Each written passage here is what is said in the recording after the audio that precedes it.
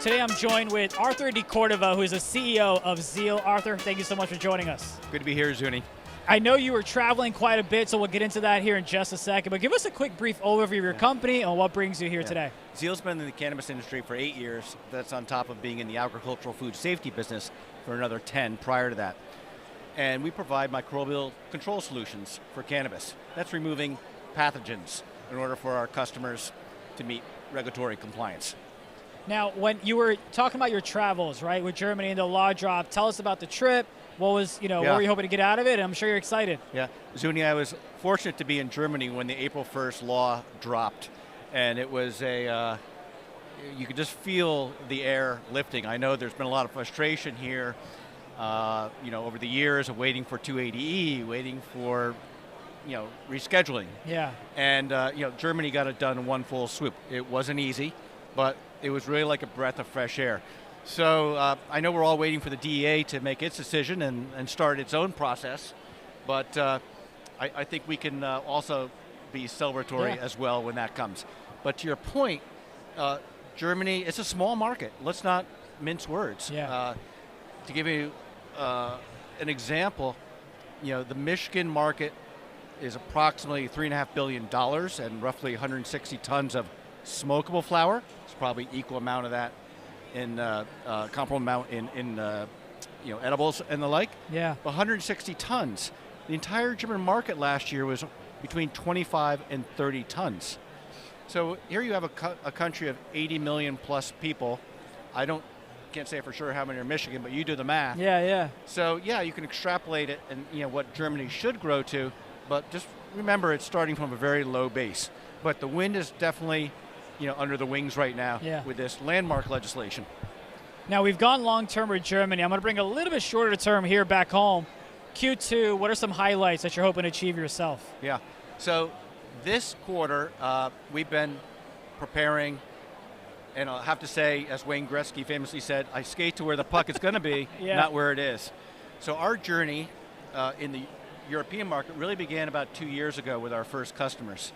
And we did the groundwork to get our first Ziel RFX units into the European market. And just this first quarter, our units were validated at one of our customers in Portugal. We have customers in North Macedonia and Germany as well. And I'm returning back to Europe in 3 weeks' time to continue the drive. But what we've been doing is preparing for that. It's a lot of arcane groundwork to grease the skids, shall we say, for the European market growth. So, our North American business, and of course, it's a $30 billion market here and growing to $100 billion in 5 years. That is our priority, but a lot of our efforts have been, focusing on the next big market driver. Especially as we kind of look forward, right? You've got the elections, you've got voting on the Amendment 3 that's going to happen here in Florida as well. So a lot of things to kind of look forward to. Any challenges that you see in the space, the sector, and more importantly, how is your company kind of equipped to handle the upcoming challenges? Yeah. Well, as everyone here at this, capitalist for cannabis lovers, or Woodstock for cannabis lovers, as it's referred to, knows firsthand, if you're an operator, you're in tough straits between the 280E,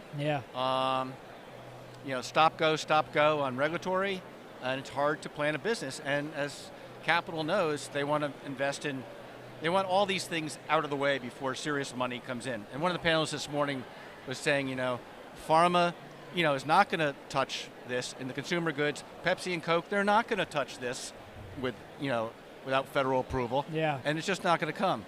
That said, I think that the European market could be a surprise. Pharma, and it is purely a pharma market there, big pharma could make its first play in the European market now that, all those regulatory issues are out of the way.